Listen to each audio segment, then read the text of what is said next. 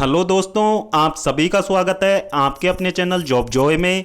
तो दोस्तों आज हो चुकी है 14 नवंबर और दोस्तों आपके एसएससी एमटीएस का जो सीबीटी बेस्ड एग्ज़ाम था उसके समाप्त होने की आज लास्ट डेट थी। और दोस्तों आपका जो एग्ज़ाम कंडक्ट करवाया गया है एसएससी के द्वारा वो 22 दिनों में आपका एग्ज़ाम कंडक्ट करवाया गया है। और दोस्तों पर डे 3 शिफ्ट यानी कि टोटल ऑफिशियल देखा जाए तो 66 शिफ्ट में आपका एग्ज़ाम यहाँ पे कंडक्ट करवाया गया है एसएससी के द्वारा।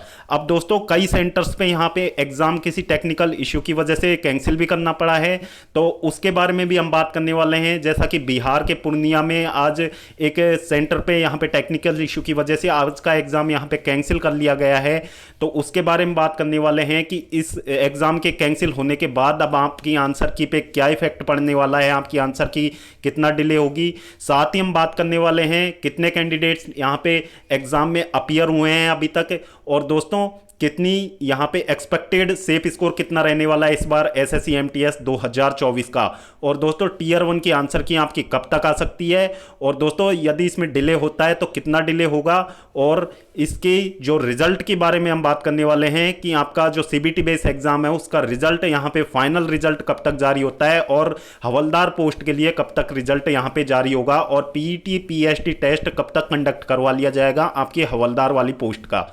तो दोस्तों पूरी जानकारी के लिए वीडियो को बिल्कुल भी स्किप ना करें, वीडियो में हमारे साथ अंत तक जरूर बने रहें। साथ ही यदि आप हमारे चैनल पर पहली बार विजिट कर रहे हों तो सभी सरकारी भर्तियों के लेटेस्ट और ऑथेंटिक अपडेट्स पाने के लिए हमारे चैनल को जरूर सब्सक्राइब करें, साथ ही बेल आइकन को भी प्रेस करें जिससे आने वाली वीडियोज़ की नोटिफिकेशन आपको समय पर मिलती रहे। तो दोस्तों सबसे पहले बात कर लेते हैं हम वैकेंसीज की। तो दोस्तों एसएससी एमटीएस 2024 में अच्छी खासी वैकेंसीज आपको देखने को मिली थी। तो दोस्तों इसमें बात कर लेते हैं, एमटीएस में मेनली आपकी दो तरीके की वैकेंसीज होती हैं। पहला होता है आपका एमटीएस का और दूसरा होता है आपका हवलदार का। तो दोस्तों एमटीएस की वैकेंसीज की बात करें तो 6144 वैकेंसीज इस बार टेंटेटिवली आपकी थी। और दोस्तों जो हवलदार पोस्ट के लिए वैकेंसीज हैं वो इस बार अच्छी खासी देखने को मिली हैं। 3439 वैकेंसीज आपकी यहाँ पे हवलदार पोस्ट के लिए देखने को मिली है, जो कि अब तक की सबसे ज़्यादा वैकेंसीज आपकी हवलदार पोस्ट के लिए देखने को मिली हैं। तो दोस्तों टोटल नंबर ऑफ वैकेंसीज की बात करें तो 9583 वैकेंसीज टेंटेटिवली आपके ऑफिशियल नोटिफिकेशन जारी हुआ था तब ये वैकेंसीज थी। और अभी काफ़ी सारे डिपार्टमेंट में मेजर डिपार्टमेंट जैसे आपका इनकम टैक्स वहाँ पे वैकेंसीज रिपोर्ट नहीं हुई हैं। तो दोस्तों वैकेंसीज आपकी थोड़ी बहुत वैकेंसीज बढ़ने के भी यहाँ पे उम्मीद लगा सकते हैं। तो दोस्तों ये वैकेंसीज आपकी 10,000 तक यहाँ पे हो सकती हैं, लेकिन दोस्तों अभी ऑफिशियली कोई अपडेट नहीं है एसएससी की द्वारा। और दोस्तों इसकी जो फाइनल वैकेंसी टेबल आएगा तब जाके क्लियर हो पाएगा कि कितनी वैकेंसीज आपकी यहाँ पे बढ़ती हैं या फिर डिक्रीज होती हैं या फिर उतनी बनी रहती हैं। अब दोस्तों बात कर लेते हैं यहाँ पे टोटल नंबर ऑफ कैंडिडेट जिन्होंने इस बार फॉर्म भरा। तो दोस्तों लगभग 57 लाख कैंडिडेट ने इस बार एसएससी एमटीएस 2024 के लिए अप्लाई किया था। तो दोस्तों 57 लाख कैंडिडेट अभी तक के एसएससी एमटीएस के इतिहास में सबसे ज़्यादा नंबर ऑफ एप्लीकेशंस इस बार मिले हैं। और दोस्तों इसके आधार पर फिर जो एग्ज़ाम की बात करें तो एग्ज़ाम में कितने कैंडिडेट अपीयर हुए हैं। तो दोस्तों जैसा कि आप सभी को पता है एसएससी के वरियस एग्जाम्स को आप उठा के देख लीजिए, एसएससी के वरियस एग्जाम्स में कभी भी 50% से ज़्यादा कैंडिडेट कभी भी अपीयर नहीं होते हैं। और जैसा कि सीजीएल का लेटेस्ट डाटा आरटीआई रिप्लाई के द्वारा यहाँ पे मिला है तो एसएससी सीजीएल में इस बार वैकेंसी 17,500 थी। फिर यहाँ पे टोटल नंबर ऑफ कैंडिडेट की अटेंडेंस 49.31% रही थी। तो दोस्तों उस आधार पे यहाँ पे लगा के चलें तो कैंडिडेट के जो वरियस सोर्सेज से प्राप्त डेटा कैंडिडेट के अनुसार भी जो कैंडिडेट एग्जाम देने गए हैं उनसे भी पूछने पे बाद में ये पता लगा है कि यहाँ पे ओवरऑल अटेंडेंस की बात करें तो एसएससी एमटीएस में भी दोस्तों मात्र 45% से ज़्यादा अटेंडेंस आपकी नहीं रहने वाली है। इतने ही कैंडिडेट आपके एग्ज़ाम देने जा रहे हैं, क्योंकि दोस्तों इसमें जो फाइनल मेरिट तैयार होती है जैसा कि आप नोटिफिकेशन में देख रहे हो सेक्शन 2 के मार्क्स के बेसिस पे आपकी फाइनल मेरिट तैयार होती है, जिसमें कि इंग्लिश और जीएस का सब्जेक्ट होता है। और दोस्तों दोनों ही सब्जेक्ट ऐसे होते हैं जिनमें स्कोर करना काफ़ी टफ रहता है, मतलब इजी बिल्कुल नहीं रहता, क्योंकि दोस्तों इसमें जो मैथ और रीजनिंग का पोर्शन है वो ओनली क्वालिफाई नेचर का है। जो आपकी फाइनल मेरिट लगने वाली है वो जीएस और दोस्तों इंग्लिश के स्कोर के बेसिस पे आपकी लगने वाली है। अब दोस्तों बात कर लेते हैं अब हमने अटेंडेंस के बारे में बात कर ली, टोटल नंबर ऑफ वैकेंसीज के बारे में बात कर ली। अब दोस्तों जो पेपर का लेवल इस बार कैसा रहा है, तो दोस्तों पेपर का लेवल जैसे जैसे आपके एग्जाम स्टार्ट हुआ था तो दोस्तों उस समय पेपर का लेवल एक तरीके से आप बोल सकते हैं कि इजी आ रहा था स्टार्टिंग में। तो फिर दोस्तों धीरे धीरे एसएससी ने अपना लेवल इंक्रीज करना चालू कर दिया। फिर दोस्तों देखा गया कि जो मिडिल की शिफ्ट थी उनमें इजी टू मॉडरेट भी यहाँ पे लेवल देखा गया था। और दोस्तों उसके बाद में जब लास्ट में जब एग्जाम्स होने लगे तो इसके दोस्तों आपका लेवल मॉडरेट टू टफ की ओर शिफ्ट हो गया। यहाँ पे अगर हम बात करें इंग्लिश की तो दोस्तों इंग्लिश का लेवल सभी शिफ्ट में ऑलमोस्ट सेम रहा है, क्योंकि दोस्तों इंग्लिश में जो यहाँ पे वोकैब पूछी गई थी वो भी प्रीवियस वोकैब को काफ़ी बार रिपीट होते हुए देखा गया है जहाँ तक कि कैंडिडेट के अकॉर्डिंग। और दोस्तों जो इंग्लिश का लेवल था वो आपका moderate to easy to moderate की तरफ ही यहाँ पे बताया जा रहा था। लेकिन दोस्तों जो जीएस का लेवल था वो सभी शिफ्ट में एक जैसा नहीं रहा है। स्टार्टिंग में वो इजी था और फिर बाद में दोस्तों मॉडरेट टू टफ की तरफ आपका जीएस शिफ्ट हो गया, जिसकी वजह से ओवरऑल जो पेपर का लेवल था वो आपका लास्ट तक मॉडरेट टू हार्ड की तरफ आपका शिफ्ट हो गया है। अब दोस्तों वो तो आंसर के आने के बाद में पता चलेगा जब शिफ्ट वाइज एवरेज स्कोर यहाँ पे निकल के सामने आएगा कैंडिडेट के रॉ स्कोर के डाटा के बेसिस पे, तब जाके डिटेल में बता पाएंगे कि किस शिफ्ट को यहाँ पे नॉर्मलाइजेशन का ज़्यादा फायदा मिलने वाला है। लेकिन दोस्तों जो प्रीवियस ईयर कट ऑफ के ट्रेंड को हम ध्यान में रख के यदि हम अंदाज़ा लगाएं कि इस बार एक्सपेक्टेड सेफ स्कोर आपका यहाँ पे क्या रह सकता है, तो दोस्तों सबसे पहले हम बात कर लेते हैं यूआर कैटेगरी की। तो दोस्तों यूआर कैटेगरी में यदि कैंडिडेट के 120 से 130 तक यहाँ पे रॉ स्कोर बनता है तो दोस्तों कैंडिडेट बिल्कुल सेफ, ये बिल्कुल सेफ स्कोर रहने वाला है यूआर कैटेगरी के कैंडिडेट के लिए। तो दोस्तों यूआर कैटेगरी में जो भी कैंडिडेट है 120 से 130 तक सेफ स्कोर रहने वाला है। इसके बाद में बात कर लेते हैं यहाँ पे ओबीसी कैटेगरी की।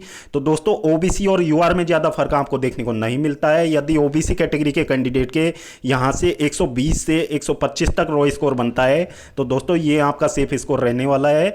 यदि आप इस रेंज में अपना स्कोर बना पाते हो तो दोस्तों आपके फाइनली सेलेक्ट होने की प्रायोरिटी बहुत ज़्यादा रहने वाली है।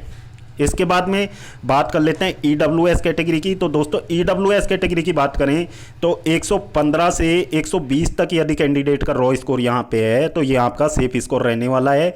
फिर बात कर लेते हैं एससी कैटेगरी की। तो दोस्तों एससी कैटेगरी की बात करें तो 110 से 115 के तक आपका रॉ स्कोर यहाँ पे रहता है, तो आपका ये बिल्कुल सेफ स्कोर रहने वाला है इस बार। और दोस्तों एसटी कैटेगरी की बात करें तो एसटी कैटेगरी में 105 से 110 तक कैंडिडेट का रॉ स्कोर बनता है, तो दोस्तों कैंडिडेट यहाँ पे बिल्कुल सेफ अपने आप को मान सकते हैं। क्योंकि दोस्तों इसके बाद में नॉर्मलाइजेशन के बाद में हो सकता है आपकी कट ऑफ थोड़ी सी इंक्रीज कर जाए, लेकिन दोस्तों यदि रॉ स्कोर आपका इतना बन रहा है तो आप मान के चलिए आपके सिलेक्शन की पॉसिबिलिटी बहुत ज़्यादा इस बार रहने वाली है। अब दोस्तों टोटल 66 शिफ्ट में आपका एग्जाम यहाँ पे कंडक्ट करवाया गया है। तो दोस्तों एक तरीके का पेपर का लेवल मेंटेन करना तो बहुत ही मुश्किल होगा किसी भी एग्जाम कंडक्टिंग कंपनी के द्वारा। तो दोस्तों नॉर्मलाइजेशन का तो आपको यहाँ पे खेल देखने को मिलेगा ही। अब दोस्तों वो तो फाइनल आंसर के आने के बाद में ही पता लगेगा कि किस शिफ्ट में कितने किस लेवल के यहाँ पे क्वेश्चन पूछे गए हैं और कौन सा शिफ्ट आपका हार्डेस्ट रहने वाला है, कौन सा शिफ्ट आपका ईजीएस्ट रहने वाला है। तो उसके बारे में अभी कुछ भी नहीं कहा जा सकता कि किस शिफ्ट के, वो तो दोस्तों एवरेज स्कोर के बेसिस पे पता लगेगा कि कौन सी शिफ्ट आपकी हार्ड रही है और कौन सी शिफ्ट आपकी इजी रही है। अब दोस्तों बात कर लेते हैं आपकी आंसर की डेट की। तो दोस्तों जैसा कि आप सभी को पता है कुछ सेंटर्स पे यहाँ पे एग्ज़ाम यहाँ पे डिले भी हुआ है, कुछ सेंटर्स पे यहाँ पे एग्ज़ाम कैंसिल भी किया गया है, क्योंकि एग्ज़ाम कैंसिल होने का मेजर कारण था वहाँ पे टेक्निकल इशू। जैसे कि बिहार के पूर्णिया में भी आज एक सेंटर पे यहाँ पे एग्ज़ाम कैंसिल कर दिया गया था। आज जो 14 नवंबर की शिफ्ट का जो तीनों शिफ्ट के एग्ज़ाम वहाँ पे कैंसिल कर दिए गए थे। अब दोस्तों ये जो कैंसिल हुए एग्ज़ाम है ये यहाँ पे कब तक कंडक्ट करवाए जा सकते हैं एसएससी के द्वारा। तो दोस्तों जैसा कि आप सभी को पता है 25 नवंबर से आपके एएलपी के एग्ज़ाम स्टार्ट होने वाले हैं। और दोस्तों जो एएलपी का जो रेलवे की जो वरीयस एग्ज़ाम यहाँ पे कंडक्ट करवाने वाली है वो आपकी टीसीएस ही कंडक्ट करवाने वाली है। तो दोस्तों टीसीएस को जो आपकी ये एग्ज़ाम यहाँ पे रिशेड्यूल करनी है वो आपकी कहीं ना कहीं आप लगा के चलिए बहुत जल्द, यानी कि 1 से 2 दिन के अंदर अंदर आपको ये एग्ज़ाम शेड्यूल हुई देखने को मिलेंगी। क्योंकि दोस्तों आगे भी रेलवे की एग्जाम के लिए भी उनको प्रिपरेशन करनी है और काफ़ी बड़ी संख्या में कैंडिडेट इस बार रेलवे की एग्ज़ाम देने वाले हैं। तो यहाँ पे जो TCS को जल्दी से जल्दी ये एग्ज़ाम रिशेड्यूल करनी पड़ेंगी। और दोस्तों इसकी आंसर की में इसका कोई इफेक्ट देखने को नहीं मिलेगा जैसे ही वहाँ पे एग्ज़ाम कंडक्ट करवा ली जाती है, क्योंकि दोस्तों एक दिन लगने वाला है। जितनी भी एग्ज़ाम यहाँ पे कैंसिल की गई हैं उनको रिकंडक्ट होने में एक दिन का समय लगेगा। एक दिन में एग्ज़ाम ईजिली यहाँ पे कंडक्ट करवा लिए जाएंगे। और दोस्तों उसके बाद में हम आंसर की बात करें तो दोस्तों आंसर की आपका 25 नवंबर से पहले पहले आपको देखने को मिल जाएगा CBT बेस्ड टेस्ट का, क्योंकि दोस्तों आगे यहाँ पे रेलवे का एक बड़ा एग्ज़ाम यहाँ पे कंडक्ट होने वाला है। तो TCS नहीं चाहेगा कि उसमें SSC के एग्ज़ाम का मिक्सअप हो। तो दोस्तों आपका जो ऑफिशियल आंसर की है वो आपको 1 से 2 दिन का डिले आपको देखने को मिल सकता है। बाकी आपका आंसर की आपको 25 नवंबर से पहले पहले 100% आपको ऑफिशियल साइट पे देखने को मिल जाएगा। और दोस्तों अब हम बात कर लेते हैं कि इसका जो रिजल्ट कब यहाँ पे तैयार होगा। तो दोस्तों रिजल्ट की बात की जाए तो जैसा कि आप सभी को पता है इसमें 2 तरीके के पोस्ट होते हैं। और जब पहला जो आपका रिजल्ट निकल के आता है, पहली जो कट ऑफ निकल के आती है, तो वो दोस्तों उन कैंडिडेट की यहाँ पे कट ऑफ निकल के आती है जिन्होंने हवलदार पोस्ट के लिए भी अप्लाई किया था। तो दोस्तों जो PET PST टेस्ट के लिए यहाँ पे शॉर्टलिस्ट होने वाले कैंडिडेट हैं उनके लिए पहली लिस्ट निकल के सामने आएगी। और दोस्तों वो आपकी लिस्ट आप लगा के चलिए यहाँ पे जनवरी के मंथ में आपको देखने को मिल जाएगी, क्योंकि दोस्तों उसके बाद में यहाँ पे कैंडिडेट की संख्या इस बार ज़्यादा रहने वाली है पिछली बार की तुलना में। तो दोस्तों आपका 20 से 25 दिन तक आपका PET PST टेस्ट यहाँ पे कंडक्ट करवाया जाएगा। तो आप लगा के चलिए 20 से 25 दिन यहाँ पे PET PST टेस्ट आपका कंडक्ट होने वाला है। तो दोस्तों उसके बाद में जब आपका फाइनल रिजल्ट की बात करें तो फाइनल रिजल्ट आपका यहाँ पे फरवरी लास्ट में या फिर मार्च के स्टार्टिंग में आपको आपका फाइनल रिजल्ट देखने को मिल जाएगा, क्योंकि दोस्तों SSC का काम अब इतना ही होता है, फाइनल रिजल्ट तक का SSC का काम होता है। बाकी जो कैंडिडेट को जो भी डिपार्टमेंट अलॉट होता है तो उनको उनके संबंधित डिपार्टमेंट में भेज दिया जाता है। उसके बाद में जो DV वगैरह मेडिकल वगैरह का प्रोसेस होता है वो उनके डिपार्टमेंट के अंदर रहता है। पहले SSC करवाता था ये सारे काम, लेकिन दोस्तों अब SSC ने जो रिलेटेड डिपार्टमेंट है उनको ये काम सौंप दिया है। तो दोस्तों आपका फाइनल रिजल्ट यहाँ पे फरवरी या मार्च के महीने में आपको देखने को मिल जाएगा, या तो फरवरी लास्ट या फिर मार्च स्टार्टिंग में या फिर मिड मार्च तक आपको आपका फाइनल रिजल्ट यहाँ पे देखने को मिल जाएगा। और उसके बाद में दोस्तों जो टोटल ज्वाइनिंग की प्रोसेस होती है उसमें 3 से 6 महीने का समय इजीली लग जाता है, क्योंकि दोस्तों प्रीवियस भर्तियों में भी ऐसा ही हुआ था, 3 से 6 महीने का समय लगता ही लगता है किसी भी डिपार्टमेंट में आपको ज्वाइनिंग के लिए, क्योंकि दोस्तों प्रोसेस बहुत ज़्यादा लेंथी हो जाता है उस वजह से। तो दोस्तों ये थी ऑफिशियल डेटा के अकॉर्डिंग एक्सपेक्टेड सेप स्कोर के बारे में एक वीडियो, एक रफ आइडिया जो कि हमने आपको देने का प्रयास किया है। साथ ही कितने कैंडिडेट यहाँ पे अपीयर हुए हैं, वेरियस सोर्सेज से प्राप्त डेटा के अकॉर्डिंग हमने आपको एक आंकड़ा बताया है, और कब तक आपका रिजल्ट आ सकता है, तो वो सब हमने आपको इस वीडियो में डिटेल में समझाने का प्रयास किया है। तो दोस्तों वीडियो देखने के लिए धन्यवाद। यदि वीडियो पसंद आई हो तो वीडियो को अपने दोस्तों के साथ जरूर शेयर करें, साथ ही चैनल को भी सब्सक्राइब कर ले और दोस्तों बेल आइकन को भी प्रेस कर ले, जिससे आने वाली वीडियोस की नोटिफिकेशन आपको समय पर मिलती रहे। तो दोस्तों इस वीडियो में फिलहाल इतना ही, जल्द मिलते हैं एक और नई सरकारी भर्ती की लेटेस्ट और ऑथेंटिक अपडेट के साथ। तब तक के लिए स्वस्थ रहें, तंदुरुस्त रहें और अपनी फ्यूचर एग्जाम्स की प्रिपरेशंस को जारी रखें।